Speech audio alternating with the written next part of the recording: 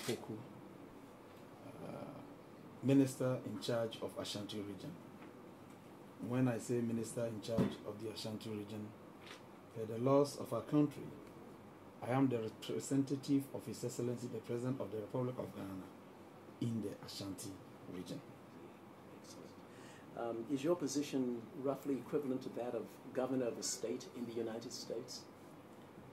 Yeah, somehow it may be equivalent, but looking at the functions of the governor of the state in the United States and then the functions of the regional minister in Ghana, there may be some differences. The regional minister has no capacity under the laws of Ghana to generate revenue. The regional minister exercises supervisory role over district assemblies that are found in the region. In Ashanti region, for instance, we have 30 metropolitan municipal district assemblies. We categorize them under metropolitan municipal districts based on the number of people in a particular area. If you have a population below 65,000, you'll get a district assembly. Between 65 and 95,000, we have municipal. And beyond that, we have metropolitan. So here in Ashanti region, we have one metropolitan assembly, some few municipal assemblies, and then district assemblies, making 30 district assembly units with district chief executives functioning. And then the regional minister monitor, coordinate, and ensure that whatever decisions that they take, policy decisions that they take at that level, is in consonance with the general agenda set for this nation by His Excellency, the President of the Republic of Ghana. I understand. So basically, our job is to monitor, to coordinate, and evaluate the performance of metropolitan, municipal, district chief executives. Now, Mr. Minister, I wonder if you could talk a little bit about citizen participation in the process that you have just described. What is the role of the citizen? How does the citizen fit in? It is because of citizen participation that Ghana embarked on this decentralization policy. Decentralization in our country simply means moving governance to the doorpost of the ordinary citizen, thereby creating the opportunity for everybody to participate in the governance of the states. So whilst we have the central government located at the national capital, we have the government being represented at the national level. Then when you go to the grassroots, that is where we have the district assemblies. At the district assemblies, we have partitioned the district assemblies into electoral areas where the people in those communities elect their representatives to represent them at the local assembly, where they make local laws to ensure the smooth running of that particular locality. So the citizens elect their own representatives to the local assemblies at the district level, and then they will legislate. They make laws, but their laws must be in consonance with all the laws emanating from the National Legislative Assembly. And that's the question next, Mr. Minister, that is the political leadership in that hierarchy you've just described. Which ones are appointed by the national leader and which ones are elected? At what level do they become elected by the people? At the National Assembly, we have members of parliament elected to represent the people. There is no government appointee at the National Legislative Assembly. I am a member of parliament. I was elected by my constituents, Asuna, the people of Asunafo South in the Bruahafo region to represent them in parliament. Then when you come to the local assembly, at the local assembly, government is allowed, per the laws of our country, to appoint 30% of the total membership of the assembly. So at the local level, the people will elect 70% of the membership, and then government will also appoint 30%. The purpose of preserving this appointment for the president is that after the elections, we have to ensure that some specific institutions or some specific individuals with specialized knowledge in certain critical aspects of our life and our governance are recruited into the assembly. So this 30% appointment provides His Excellency the opportunity to ensure that we get some experts to the assembly to be able to help them. One, we have to get a representative from the traditional authorities at the assembly, because decisions are going to be made for the local people, and they are also traditional chiefs. They exert influence on society. They have a lot of the people within their areas of jurisdiction. So when you get a representative from the traditional authorities being part of decision making in governance at the local level, then definitely you are going to get a lot of people moving wherever the assembly is going. Mr. Chairman. Then we also look at the clergy. The clergy, they also have their own people. They have their own constituencies. In churches, mosques, wherever, they are also represented. And the 30% appointment gives them the opportunity to be recognized and represented duly in the assemblies. I'm very interested in how government, from the time of the Constitution after colonialism, how did you maintain that continuity from that level of leadership to the involvement of a constitutional government and that continuation of that leadership of the traditional chiefs? Okay. That is a very good question. Right from the beginning, the traditional chiefs have been the spiritual leaders of their people. They have been the spiritual leaders. They were not into direct development of their communities because they do not have the ability to tax the people.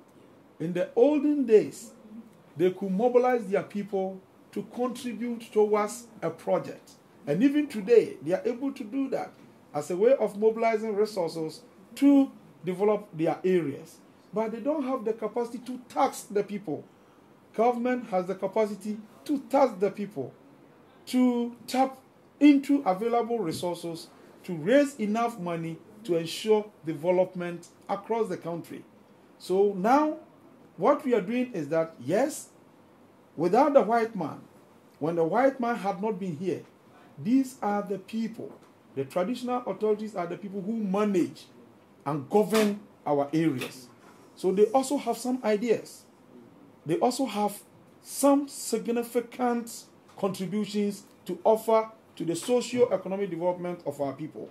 So how do you move with them? We discuss with them, we share ideas with them, and we have a council. We have a national council, National House of Chiefs, where the chiefs are represented.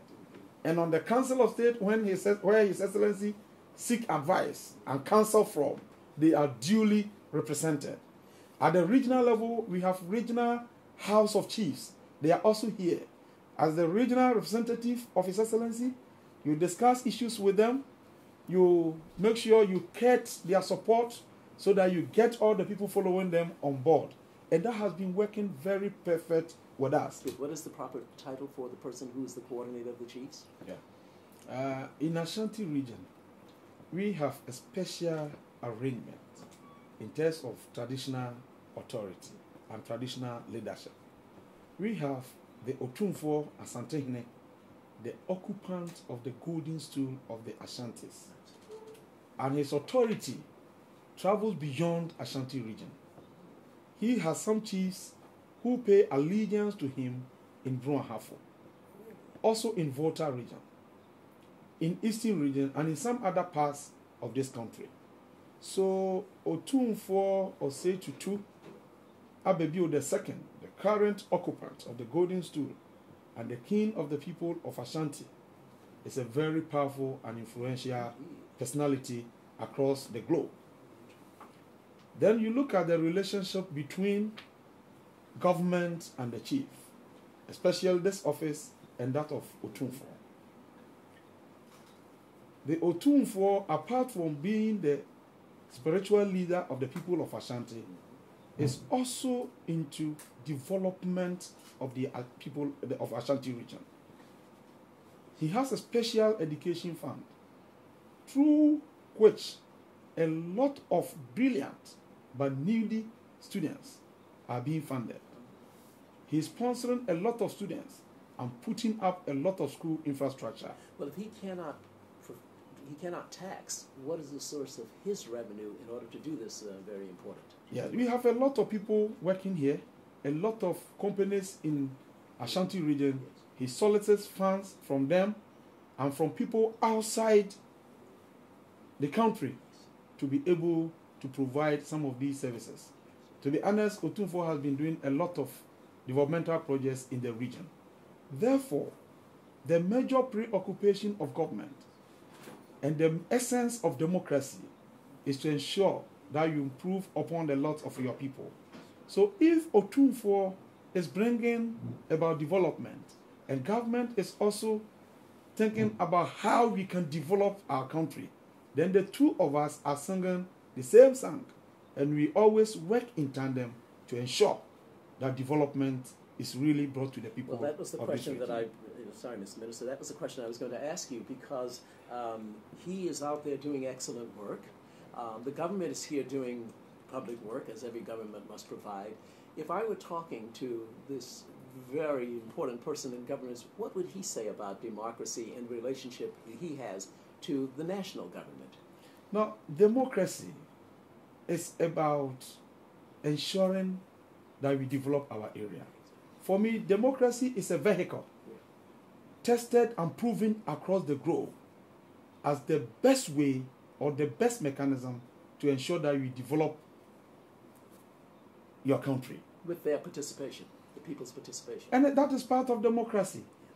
Democracy entails, it enjoins us to involve the people in decision making, in actualizing the decisions, and then in ensuring that the benefits that will be accrued are equitably distributed. And that is exactly what we are doing here in this country. Because under democracy, you are inviting all hands to be on the wheel so that we can all contribute to create the wealth and share together.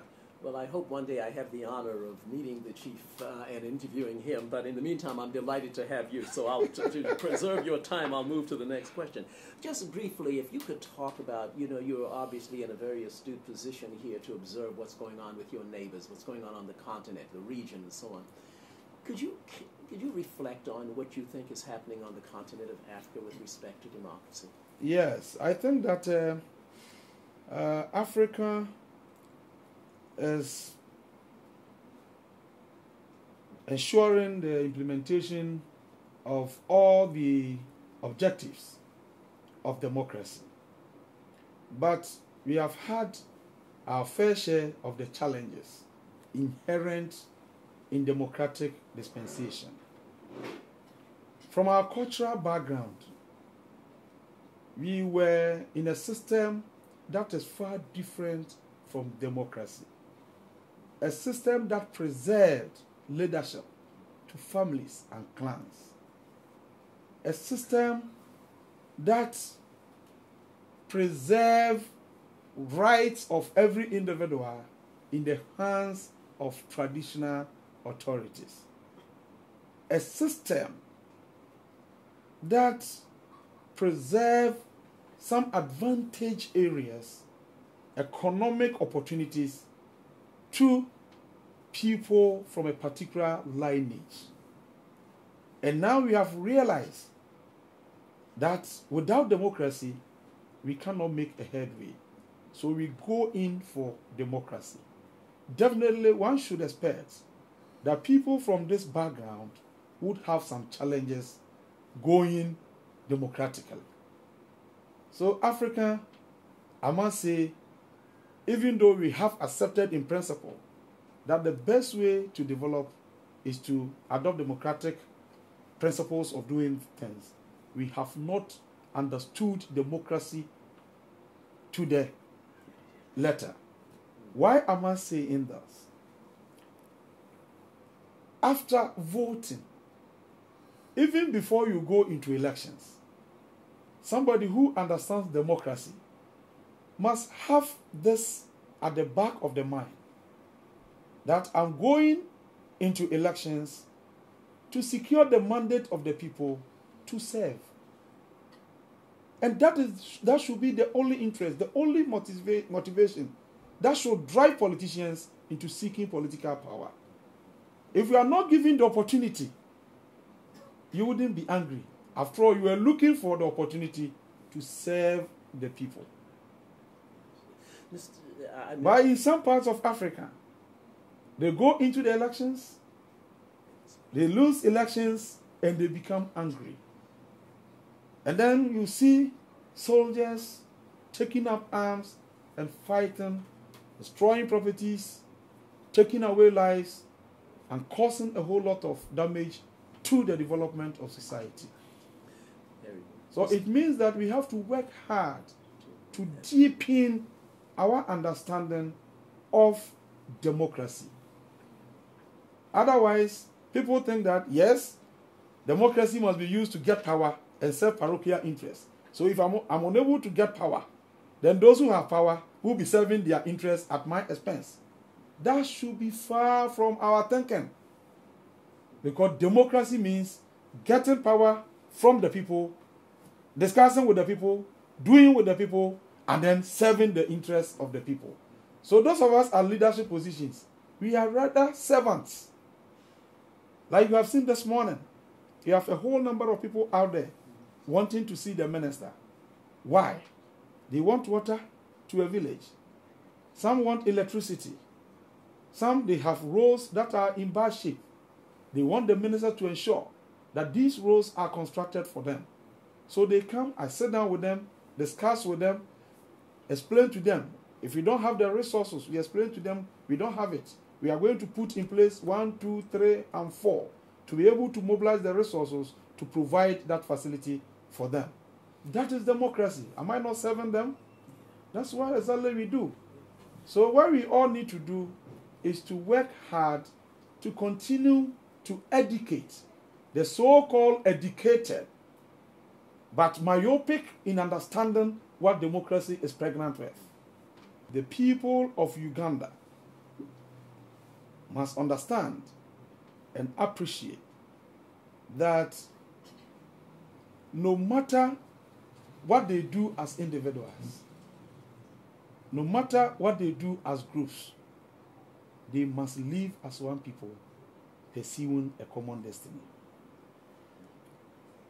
That country was a country that a lot of people have contributed to.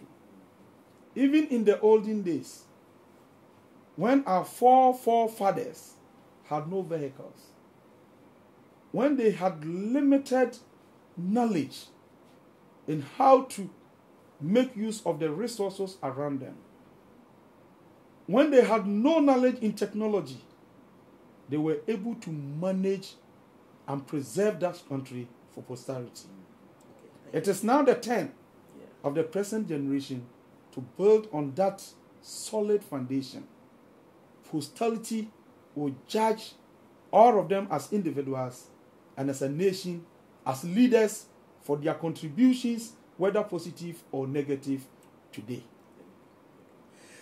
Last section, and you'll probably be delighted to hear that, is I would like to return to what's now going on in Ghana. I was delighted to, as I was waiting for you to make your speech today, to watch the most entertaining television program that we've seen since in my country we've had these kinds of big events. I wonder if you could give me the perspective of a political leader on what is going on in the Supreme Court of Ghana today, the Republic of Ghana. Okay. His Excellency, the President of the Republic of Ghana, while campaigning for the mandate of the people of Ghana to be able to exercise leadership in this country, articulated his agenda: better Ghana for every Ghanaian, better Ghana for all. Better Ghana entails a lot. So you break it down to broad objectives of better Ghana. What we are saying under better Ghana is that Ghana has been handed over to us to continue the development process. Where we have taken Ghana from, after 4 years, we should be able to identify significant changes in this country and convince ourselves and the people of this country that yes, indeed, Ghana is better now.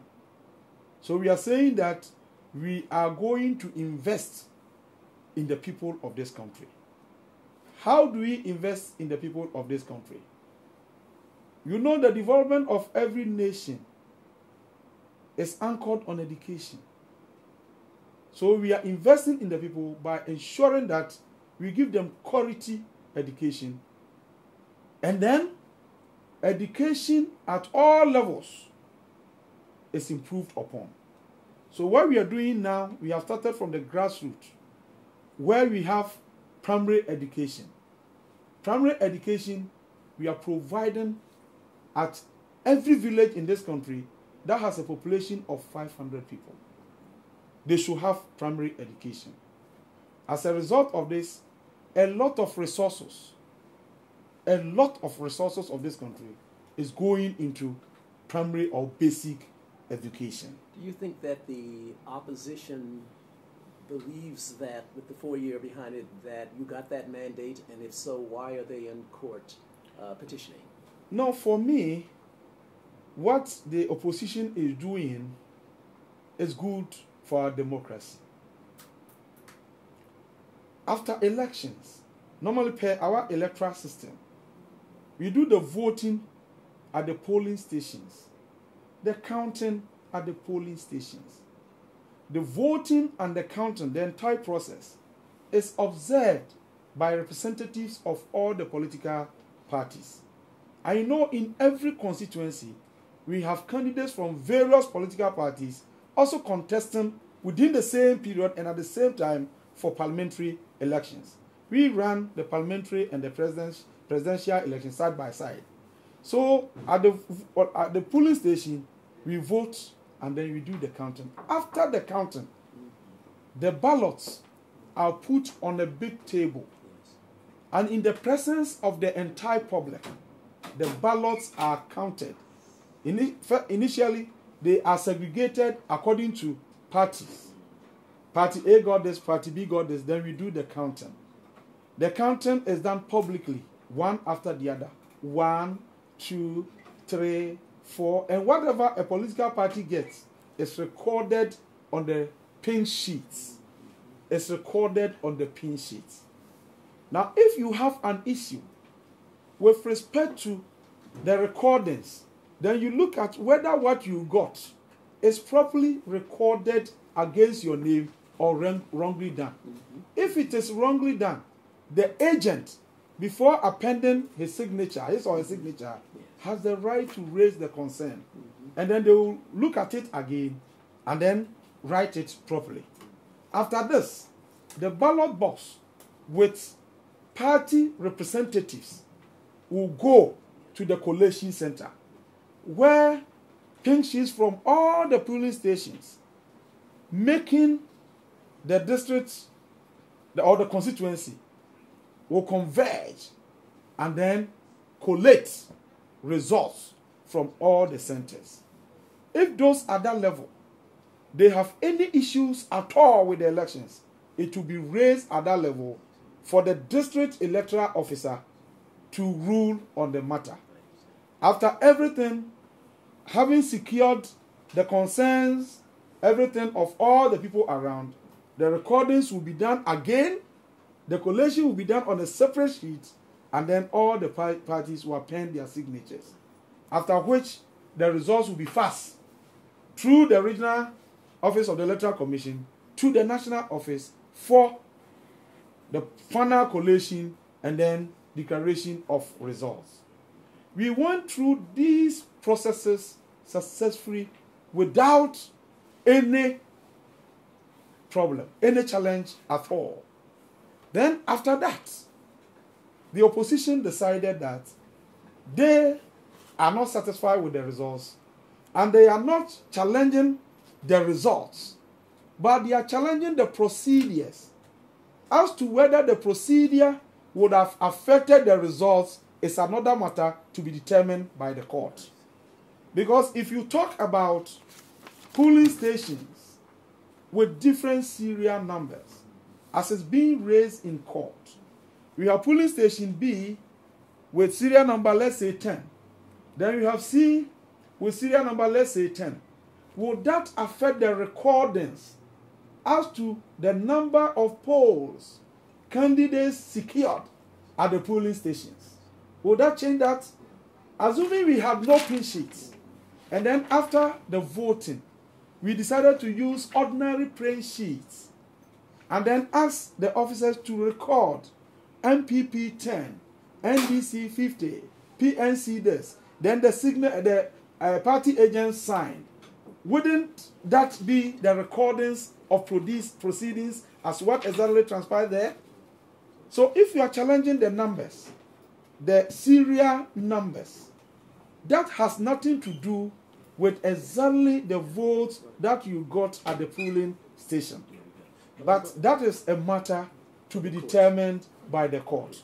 But why we are saying that the opposition is not in court to challenge the results, but they are challenging the process. Well, there's an interesting thing, Mr. Minister. You said that you see this actually as a strengthening of democracy here, and that's a very interesting perspective for the opposition from the main petitioner in court. I wonder, however, as you look across the continent, I've been in all these countries, and I ask at the end of my interviews, which is the best working democracy on the continent of Africa? There's only one answer. Could you imagine what that answer is? It's always Ghana. It's always Ghana. Do you think this controversy in the Supreme Court will lower the percentage of people who think that Ghana has a good working democracy? No, actually, what is happening in Supreme Court is the best for us. As to whether the matter has some kind of credibility or not is to be determined by the court. But for them to go to court is indeed an attestation that this country is indeed a democratic state. We have decided and resolved as a nation always to champion whatever interest we have in accordance with law. We don't want a situation where we resort to violence and guns, destabilizing our societies and causing damage here and there as a way of pursuing one's interests. So it is good for Ghana, and it is indeed a shining example for the whole Africa. That look, if you are in your country and you have any issues at all with elections, don't pull arms. Don't go and kill. Don't destroy properties. Go to the court. The court of the land will determine as to whether that is credible or not. Final question. What then do you see as the greatest threat to democracy here, anywhere else on the continent, and what role do you think that corruption plays in terms of being a threat to democracy? And I promise you those are my final questions. Thank you very much. Thank you very much. Actually, the major threat to democracy is corruption. It's corruption. Corruption in the sense that when you are seeking political power, you seek the political power through a vehicle called a political party. And in that circumstance, you move with the party and not the entire nation. Immediately you win political power, you cease to be the leader of the party and you become the leader of a nation that is made up of people from different political parties.